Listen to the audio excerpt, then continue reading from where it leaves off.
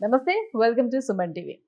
సాధారణంగా ఎక్కువగా ఒబేసిటీ ఉండే వాళ్ళలో మోకాలు నొప్పి వస్తాయి అని అంటూ ఉంటారు. బట్ ఒబేసిటీ లేకపోయినా, మోకాళ్ళకి ఎక్కువగా పని చెప్పకపోయినా, ఎంగేజ్‌లో ఉండే వాళ్ళకి కూడా ఇటీవల కాలంలో మనం మోకాలు నొప్పులు ఎక్కువగా చూస్తున్నాం. సో, వీళ్ళలో మోకాలు నొప్పులు రావడానికి కారణాలు ఏమిటి? సో, ఈ మోకాలు నొప్పులకి సర్జరీ అనేది అవసరమే లేకుండా ఏ రకంగా నాన్ సర్జికల్ ట్రీట్మెంట్స్ అయినటువంటి పీఆర్పీ వీటిలతోటి ఏ రకంగా మనం తగ్గించుకునే అవకాశం ఉంటుంది? ఈ విషయాలన్నీ అడిగి తెలుసుకుందాం. మనతో పాటు ఉన్నారు డాక్టర్ సునీల్ ధారా గారు, EP on pain management, Jubilee Hills నుంచి. Hello sir. హాయ్ అండి. సార్, ఇప్పుడు మోకాలు నొప్పులకి కారణాలు చాలా మందికి ఒక అవగాహన అయితే వచ్చింది. సో, ఒకటి వృద్ధాప్యంలో వచ్చే మోకాలు నొప్పులు, అది అందరికీ తెలిసిందే. రెండోది మన లైఫ్ స్టైల్ ప్రాబ్లమ్స్ అన్నీ కూడా. కానీ చాలామంది ఒబేసిటీ ఎక్కువగా ఉండడం వల్ల, అంటే లావుగా ఎక్కువగా ఉండడం వల్ల మోకాల మీద ప్రెషర్ పడుతుంది, అందుకే మోకాలు నొప్పులు వస్తున్నాయని అనుకుంటూ ఉంటారు. బట్ ఇవేవి లేకుండానే, చాలామందికి ఎక్కువ పని చేయకుండానే, ఒబేసిటీ లేకుండానే, అది కూడా 30 ఏళ్ళు వచ్చేసరికి, 35 ఏళ్ళు వచ్చేసరికి మోకాలు నొప్పులు స్టార్ట్ అవుతూ ఉంటాయి. వాళ్ళలో ఏ ప్రాబ్లం ఉండడం వల్ల ఆ మోకాలు నొప్పులు వస్తాయి అన్నట్టు? ఇది ఈ మధ్య కాలంలో ఎక్కువ చూస్తున్నాం. 25 నుంచి 40 ఇయర్స్ లోపల ఏ రీజన్ ఉండదు.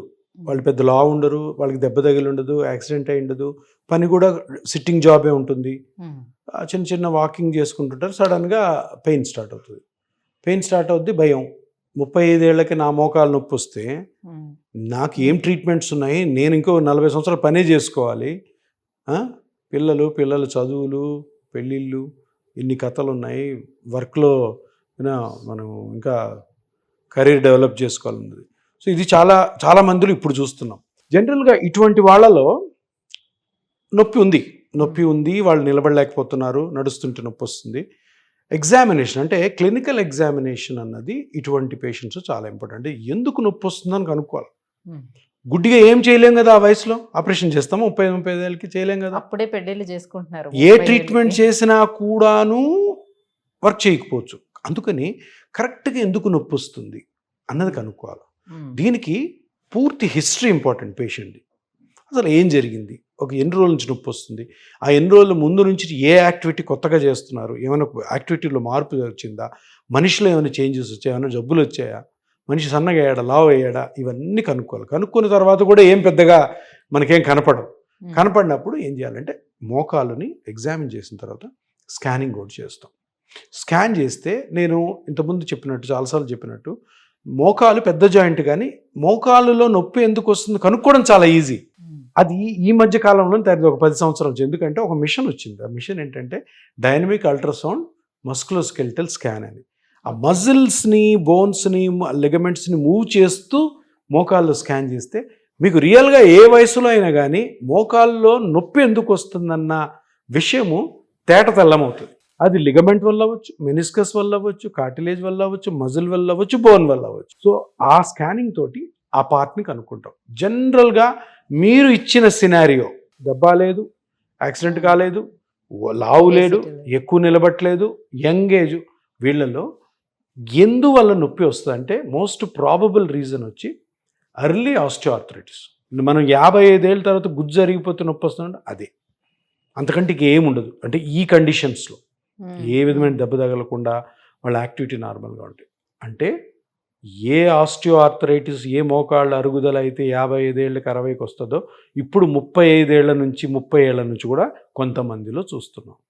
దానికి కారణాలే లేవు. అందరూ మామూలుగానే ఉండొచ్చు, హెరిడిటరీ ఉండొచ్చు, ఉండకపోవచ్చు, కానీ కొంతమందికి అరిగిపోతాం. మరి ఇంకా పొల్యూషన్ వల్లనో, వాళ్ళు సిట్టింగ్ హ్యాబిట్స్ వల్లనో, లేదా వాళ్ళు చేసే యాక్టివిటీస్కి మోకాలు తట్టుకోవడం లేదన్న విషయం అయితే మనకి క్లియర్ కట్. అంటే మీ దగ్గరకు వచ్చేటువంటి కేసెస్ చూసుకున్నట్లయితే ఈ ప్రాబ్లం ఎక్కువగా ఈ 30-35 సంవత్సరాల్లో వచ్చేవాళ్ళు, ఆడవాళ్ళు ఎక్కువ ఉంటున్నారు, మగవాళ్ళు, లేడీస్ ఎక్కువ ఉంటారు, జెంట్స్ కూడా ఉంటారు, కొంత లేడీస్ ఏమంటే ఇండియన్ కల్చర్ ప్రకారము అమ్మాయిలు పెళ్ళైన తర్వాత వాళ్ళు చేసే పని ఎంత డేంజరస్ వర్క్ అంటే, పర్టికులర్గా హౌస్ వైఫ్స్ పొద్దున్న 6 నుంచి రాత్రి 10 వరకు ఒక అరగంట కూడా రెస్ట్ చేస్తూనే ఉంటారు.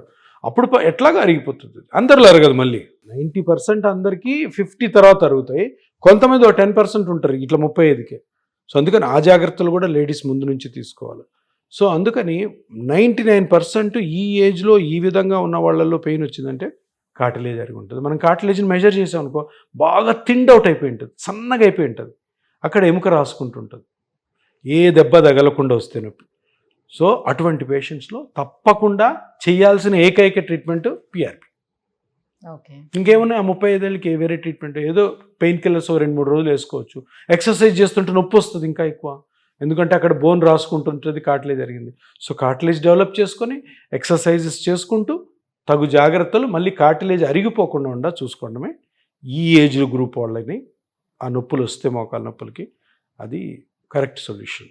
అంటే సాధారణంగా మన ఇండియన్స్లో వైటమిన్ డి డెఫిషియన్సీ అనేది చాలా ఎక్కువగా ఉంటుంది. దాని కారణంగానే ఇవన్నీ ఫేస్ చేస్తున్నామా? 100% వైటమిన్ డి అనేది ఒక బోగస్ అండ్ పెద్ద మిత్. అది వైటమిన్ డి, కాల్షియం వల్ల మనకి ఒక రీజనల్గా ఈ మోకాళ్ళ నొప్పి, ఈ యాంకిల్ నొప్పి అట్లా ఉండదు. ఎప్పుడు కూడాను ఒకటి గుర్తుపెట్టుకోండి, అందరు గుర్తుపెట్టుకోవాల్సింది, వైటమిన్ డి ప్లస్ కాల్షియం ఎప్పుడు మనం వాడాలి, ఎప్పుడు దానివల్ల నొప్పులు వస్తాయి అంటే అవి మన బ్లడ్ లెవెల్లో తక్కువ రేంజ్లో ఉన్నప్పుడు. ఇప్పుడు నార్మల్ రేంజ్ ఉంటుందా, నార్మల్ రేంజ్ కంటే తక్కువ ఉన్నప్పుడు విటమిన్ లెవెల్స్ బాగా పడిపోతేనే దానివల్ల నొప్పి రావచ్చు. ఆ నొప్పులు ఒక పార్ట్లో రావు. నాకు మోకాలు నొప్పి ఉంది, కుడి మోకాలు నొప్పి, నాకు వైటమిన్ డి తగ్గిందంటే 100% రాంగ్. వైటమిన్ డి కానీ కాల్షియం కానీ తక్కువైతే బాడీ అంతా కూడా వేగ్ పెయిన్స్ వస్తాయి.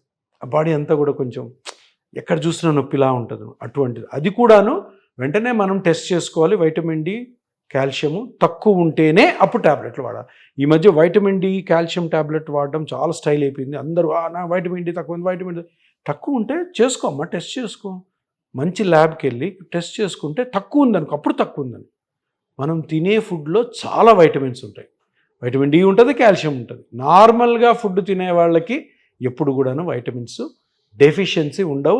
ఆ వైటమిన్ డెఫిషియన్సీ వల్ల బాడీ పెయిన్స్ రావు. సో అందరు గుర్తుపెట్టుకోవాల్సి అంటే వైటమిన్ డి వల్ల కానీ వైటమిన్ B12 కానీ ఇలా రీజనల్గా పెయిన్స్ రావు. ఇక్కడ నొప్పి వచ్చింది, ఇక్కడ నొప్పి వచ్చింది, వైటమిన్ డి అనుకుంటే కాదు, వేగ్ పెయిన్స్ వస్తాయి. అది కూడా టెస్ట్ చేసుకొని అది కానీ లో ఉంటే అప్పుడు ట్రీట్మెంట్ తీసుకోవాలి. సో నవడేస్ మన ఆర్థోపెడిక్ డాక్టర్స్ కూడా సజెస్ట్ చేస్తూ ఉన్నారు, ఇండియన్ టాయిలెట్స్ యూజ్ చేయకండి, దాని మూలంగా కూడా మోకాలు నొప్పులు వస్తున్నాయి. సో కిందను కూర్చొని పూజలు చేయటం, మెట్లు ఎక్కడం, ఇవి ఆడవాళ్ళు ఎక్కువగా చేయటం వల్ల కూడా వస్తున్నాయని, ఇది ఎంతవరకు నిజం అంటారు? సో దీనివల్ల వీటిని డెఫినెట్గా అవాయిడ్ చేసుకోవాలి. ఏ జాయింట్ అయినా కానీ అనవసరంగా ఎక్కువగా వాడితే అరుగుతాయి. ఇప్పుడు ఇండియన్ కమోడ్స్ అన్నారు, అవి కూర్చొని లేస్తున్నప్పుడు ఏంటో బరువు అంతా మోకాల మీద పడుతుంది. డ్యామేజ్ మామూలుగా వెస్ట్రన్ కమోడ్ మీద లేసేదానికి దీనికి చాలా డిఫరెన్స్ ఉంటుంది కదా. కింద కూర్చొని పూజ చేయొద్దు అంటాం. కింద కూర్చోమని చెప్పి ఏ పురాణాల్లో కూడా లేదు. కుర్చీ మీద కూర్చుంటే దేవుడు తిడతాడని కూడా లేదు. చక్కగా ఒక అంత లెవెల్ కూర్చి, అది పెద్దవాళ్ళు అలవాటు చేశారు కాబట్టి కింద కూర్చొని చేయాలి. ఎందుకు కింద కూర్చొని చేయాలా? దేవుడి దగ్గర నిష్టగా ఉండాలని చెప్పి కింద కూర్చోమంటారు. బట్ అది కూడా డేంజరే. ఎందుకంటే మఠం వేసుకొని కూర్చున్న తర్వాత లేస్తున్నప్పుడు బాడీ వెయిట్ అంతా హిప్ మీద పడుతుంది, స్పైన్ మీద పడుతుంది, మోకాల మీద పడుతుంది. సో అంటే అలాగ చేస్తూ ఉంటే తొందరగా మీ బాడీలో జాయింట్స్ అరిగిపోయే అవకాశం ఉంది. అందరికీ అరుగుతాయని కాదు. పురోహితులు ఉంటారు 70 ఏళ్ళు 80 ఏళ్ళు, అటక కూర్చొని లేస్తుంటారు. కానీ కొంతమందికి తప్పకుండా డ్యామేజ్. అంటే అది అవాయిడ్ చేయగలిగితే మంచిది. ఇప్పుడు మీ ఇంట్లో డ్యూప్లెక్స్ హౌస్ మీది, కింద కిచెను, పైన బెడ్రూమ్, ఊరికి ఎక్కి తిరగండి. అవసరం ఉంటేనే వెళ్ళండి. ఇప్పుడు మన హౌస్ వైఫ్స్ ఉంటారు, వాళ్ళు ఏమనుకుంటారు, ఎంత ఫాస్ట్గా ఎక్కి దిగితే అంత హెల్త్ అనుకుంటారు. అంత మూల పడిపోతారు తొందరగా మీరు, నొప్పులు వచ్చి. అంతే కదా, ఏదైనా వాడేస్తే. ఇప్పుడు సైకిల్ ఉంటుంది, ఆ సైకిల్ని రోజుకి ఒక 5-10 కిలోమీటర్స్ తిప్పితే ఎక్కువ కాలం ఉంటుంది. రోజుకు నువ్వు 100 కిలోమీటర్లు దొక్కావనుకో ఏమవుతుంది? 5 నెలలు మూల పడేయాల్సి వస్తుంది. బాడీ కూడా అంతే. అందరూ అంటారు, సార్ ఫిట్నెస్ సార్, నేను పని చేయకపోతే ఫిట్గా ఎట్లా ఉంటాను సార్, నా బాడీ వెయిట్ పెరిగిపోద్ది అంటే, అది చెప్పాల్సిన డాక్టర్లు. మీరు అనుకోకండి, ఎప్పుడు అనుకోవద్దు. మీరు ఫిట్గా ఉండాలని మీ ఫ్యామిలీ డాక్టర్ని అడగండి. నేను ఎక్కువ పని చేస్తాను సార్, నేను ఎక్కువ పని చేస్తేనే నేను హెల్తీగా ఉంటానని అనుకుంటున్నాను అంటే 100% రాంగ్. ఎక్కువ పని చేయడం వల్ల ఎవ్వరూ హెల్తీగా ఉండరు. ఎక్కువ పని చేయడం వల్ల, ఉన్నదానికంటే ఎక్కువ చేయడం వల్ల మీ బాడీలో ప్రతి జాయింట్ అరుగుతుంది. ప్రతి జాయింట్ కూడా అరిగి దానికి పెద్ద పెద్ద ట్రీట్మెంట్కి వెళ్ళే అవకాశం ఉంది. మితంగా వాడండి, బాడీని అవసరం ఉన్నంత వరకే వాడండి. రైట్. ఇంత పెద్ద మోకాల్లో అరిగిపోయిన అంత గుజ్జుని ఇంత చిన్న సూదితో ఏ రకంగా రిపేర్ చేస్తారు? మనం ఏం చేయము, మీ బ్లడ్లోని కణాలే చేస్తాయి. మనం చేయాల్సిందంతా కూడా అవి కరెక్ట్గా ఎక్స్ట్రాక్ట్ చేసి, కరెక్ట్గా ఏ స్ట్రక్చర్ అయితే డ్యామేజ్ అవడంలో మీకు నొప్పి వస్తుందో అక్కడ వేయడం ద్వారా అదే గ్రో చేస్తుంది. కానీ యాజ్ ఏ డాక్టర్గా మనం చేయాల్సినవి ఏంటంటే కరెక్ట్గా ఐడెంటిఫై చేయాలి. అరే ఇగో మోకాలు నొప్పి వచ్చింది, మోకాలు నొప్పిలో గుజ్జరిగిందా, మెనిస్కస్సా, ఏసీఎల్లా, లిగమెంటా, వేరేనా అన్న కనుక్కొని ఆ పార్ట్కి కరెక్ట్గా ఈ గ్రోత్ ఫ్యాక్టర్స్ని ఇంజెక్షన్ ద్వారా రిలీజ్ చేయడం, ప్లస్ అది కరెక్ట్గా దాన్ని రీమోడల్ చేస్తుందా, రిపేర్ చేస్తుందా లేదా అన్నది ఫాలోఅప్ స్కాన్స్లో కనుక్కోవడము. తర్వాత పేషెంట్ మనం చెప్పిన జాగ్రత్తలన్నీ పాటిస్తున్నాడా లేదా అన్నది కూడా కనుక్కోవడం వల్ల పిఆర్పి చాలా బాగా ఎక్సలెంట్గా పనిచేస్తుంది. సో ఎర్లీ ఏజ్లోనే కార్టిలేజ్ అరిగిపోవడం అనేది కొంతమందిలోనే జరుగుతుంది, అందరిలో కాదు అని చెప్పారు కదా. ఈ కొంతమందిలో మళ్ళీ తిరిగి కార్టిలేజ్ని రీజనరేట్ చేసిన మళ్ళీ తొందరగా అరిగిపోయే ఛాన్స్ ఎంతవరకు ఉంటుంది?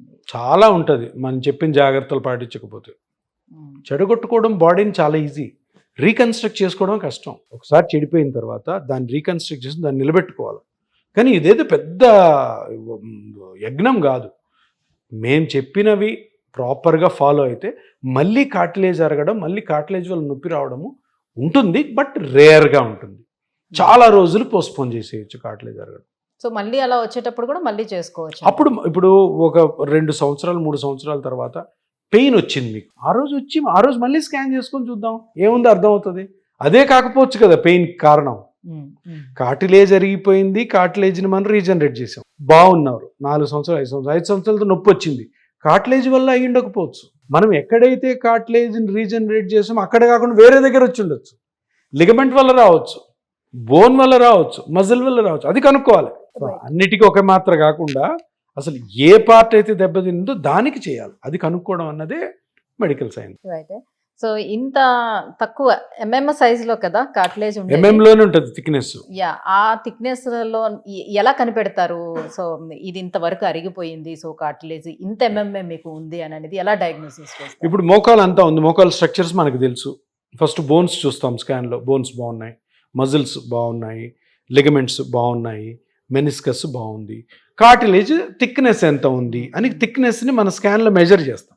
సో థిక్నెస్ ఒక్కొక్కరికి ఒక్కొక్క ఏజ్లో ఒక్కొక్క విధంగా ఉంటుంది. 35 to 45 years 2.5 నుంచి 3 mm వరకు ఉంటుంది. 45 to 55 2 నుంచి 2.5 ఉంటుంది. 55 to 65 1.5 to 2 mm ఉంటుంది. అలా పోయే కొద్దీ తగ్గుతూ ఉంటుంది. అంత ఉందా లేదా, అదే పార్ట్లో నొప్పి వస్తుందా లేదా, ఏ పార్ట్లో అయితే కార్టిలేజ్ బాగా తగ్గిందో అది ఆ మనిషికి ఆ వయసులో ఉండాల్సిన కార్టిలేజ్ కంటే తక్కువ ఉంటే అది ఈ నొప్పి కొరలేట్ అవుతుందా లేదా చూసుకొని డయాగ్నోస్ చేస్తాం. సో జనరల్గా బాగా మోకాలు నొప్పి ఉన్న వాళ్ళకి ఈ లోపల భాగంలో గుజ్జు జరిగి ఉంటుంది చాలామందికి. అక్కడ ఎంత ఉంది కార్టిలేజ్? 65 years 1.5 నుంచి 2 mm ఉండాలి, 0.5 ఉంది. సో అదే కారణం, అక్కడ నుంచి పెయిన్ వస్తుంది. ఓకే, అంటే ఎటువైపు అరిగిపోతే అటువైపు నుంచి పెయిన్ అనేది స్టార్ట్ అవుతుంది. జనరల్గా స్టార్టింగ్ పాయింట్ అక్కడ ఉంటే తర్వాత అంతా స్ప్రెడ్ అవుతుంది. సో అక్కడ 0.5 ఉంది, ఆ 0.5ని పెంచాలి, అదే పిఆర్పి. కరెక్ట్గా అక్కడ వేయాలి. వేసిన తర్వాత రెగ్యులర్ ఫాలోఅప్లో అది ఎంత పెరుగుతుందో చూస్తూ ఉండాలి, పెరుగుతుందా లేదా. కొంతమందిలో మనం అనుకున్నట్టు పెరగకపోవచ్చు, ఒకలాగే ఉండదు. ఒకసారి బాడీలోకి వెళ్ళాక మీ సెల్స్ క్వాలిటీని బట్టి, వాటి క్యారెక్టర్ని బట్టి, మీరు చేస్తున్న యాక్టివిటీని బట్టి, మీ బాడీ రెస్పాన్స్ని బట్టి పెరుగుతూ ఉంటుంది. అంటే మీ దగ్గరకు వచ్చే పేషెంట్స్ ముందే అడుగుతారు కదా, ఎన్ని సిట్టింగ్స్ అలా అవుతుంది నాకు ఏంటని ముందే అడుగుతారు కదా, ముందే చెప్పడానికి అసలు సాధ్యం అవుతుంది? చెప్తాం కదా, నీ స్కాన్ అవ్వగానే ఎంత percentage of cartilage thin out అయిందో దాని ప్రకారం సిట్టింగ్స్ ఉంటాయి. కొంతమందికి ఇప్పుడు 2 mm ఉండాలి, 1.5 వరకు ఉంది కానీ పెయిన్ ఉంది, సింగిల్ సిట్టింగ్లో అయిపోతుంది, ఒకసారి చేసుకుని వెళ్ళిపోవచ్చు. లేదు 1 నుంచి 1.5 ఉంది, 2 సిట్టింగ్స్. <1 to 0.8 ఉంది, 3. 0.8 కంటే తక్కువ ఉంది అనుకో, 4. అట్లా ఒక్కొక్క పేషెంట్కి ఒక విధంగా ఉంటాయి. ఎర్లీ స్టేజ్లోనే తెలుసుకోవడానికి ఉన్నటువంటి సిమ్టమ్ ఏంటి? నొప్పి, ఓన్లీ నొప్పి, ఓన్లీ పెయిన్. స్వెల్లింగ్ కూడా ఉంటుందా? స్వెల్లింగ్ అనేది మళ్ళీ ఎర్లీ కాదు, అది లేట్. అది అరిగి వాటర్ కలెక్ట్ అవుతుంది. వాటర్ కలెక్ట్ అయినప్పుడు స్వెల్లింగ్, అది ఇంకా లేట్ స్టేజ్. ఓన్లీ పెయిన్ అనేది ఫస్ట్. పెయిన్ వస్తుంది. పెయిన్ వచ్చినప్పుడు ఒక 2-3 రోజులు చూడండి, టాబ్లెట్ వేసుకొని తగ్గలేదు, వెంటనే స్కానింగ్ చేసుకోండి, తప్పకుండా స్కానింగ్ చేసుకోవాలి. అది ఏదో ఉంది. ఒక 10 రోజులు దాటాక నొప్పి తగ్గట్లేదంటే తప్పకుండా ఏదో డ్యామేజ్ ఉంటుంది లోపల, అది కనుక్కోవాలి. Thank you sir, thank you so much. So early ఏజ్లోనే కార్టిలేజ్ అరిగిపోవడానికి రీజన్స్ అండ్ పిఆర్పి తోటి వాళ్ళకి ఎంత ఉపయుక్తంగా ఉంటుంది విషయాన్ని తెలియజేసినందుకు thank you so much. Thank you.